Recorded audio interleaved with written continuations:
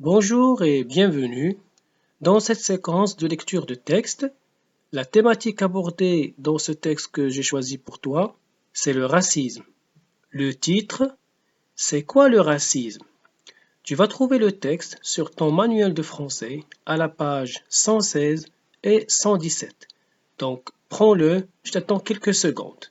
Et puis, poursuivre avec moi les deux pages sur le texte.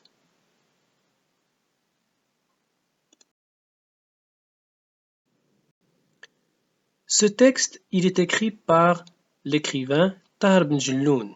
Il est tiré de son grand livre qu'il a édité en 1998, Le racisme expliqué à ma fille, et il est apparu dans l'édition Seuil.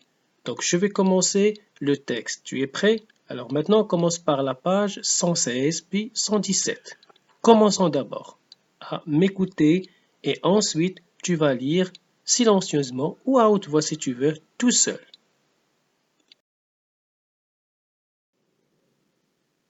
C'est quoi le racisme? Dis papa, c'est quoi le racisme?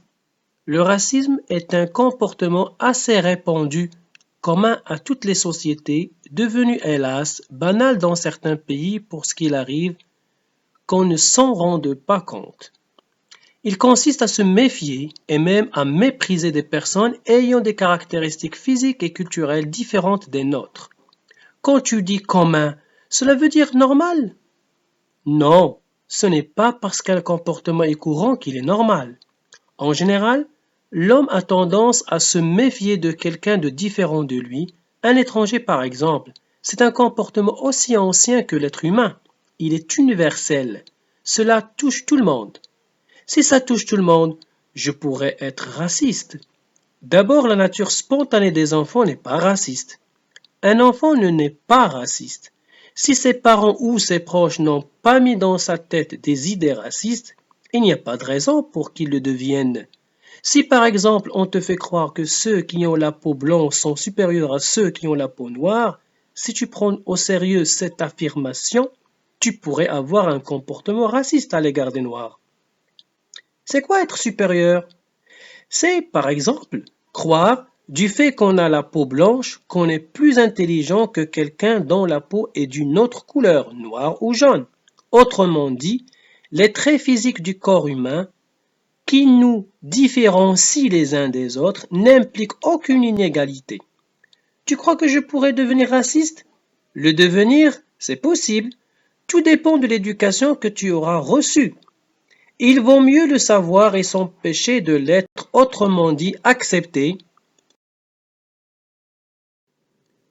Accepter l'idée que tout enfant ou tout adulte est capable un jour d'avoir un sentiment et un comportement de rejet. Et un comportement de rejet à l'égard de quelqu'un qui ne lui a rien fait, mais qui est différent de lui. Cela arrive souvent. Chacun d'entre nous peut avoir un jour un mauvais geste, un mauvais sentiment. On est agacé par un être qui ne nous est pas familier. On pense qu'on est mieux que lui. On a un sentiment soit de supériorité, soit d'infériorité par rapport à lui. On le rejette. On ne veut pas de lui comme voisin, encore moins comme ami, simplement parce qu'il s'agit de quelqu'un de différent. Différent. La différence, c'est le contraire de la ressemblance, de ce qui est identique. La première différence est le sexe. Un homme se sent différent d'une femme et réciproquement. Quand il y a cette différence-là, il y a en général attirance.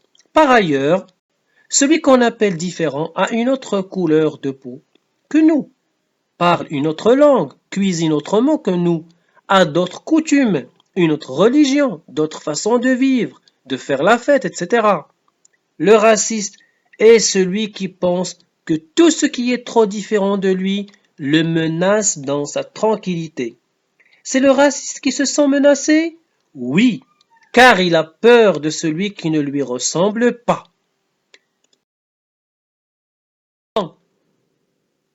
Alors, je viens de lire le texte, je pense que tu as bien suivi et que tu essaieras, après que je termine cette présentation, de le faire tout seul et plusieurs fois.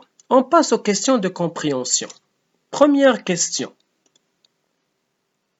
Qui pose des questions? Qui répond? Bien sûr, dans le texte. Deuxième question. Sous quelle forme est écrit ce texte? C'est-à-dire, tu vas répondre quel est le type de ce texte. Relève la phrase qui, à ton avis, donne une définition du racisme. Donc, tu chercheras dans le texte, bien sûr, sur ton livre, parce que tu l'as entre les mains, et tu vas bien chercher où on va trouver une définition du racisme. Et tu vas l'écrire. Quatrième question. Que signifie le mot universel? Utilise ton dictionnaire pour trouver la signification. Cinquième question. À ton avis, pourquoi l'auteur a-t-il écrit ce texte? Là, il y a à ton avis, donc dis-moi ce que tu en penses. Tu as une réponse libre. Et à la fin, je vais te donner une petite recherche.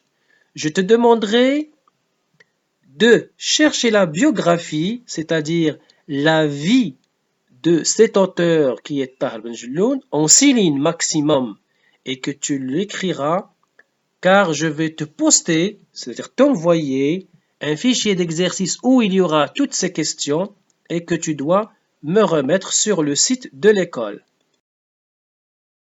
Je te souhaite une bonne lecture et à la prochaine leçon. Au revoir.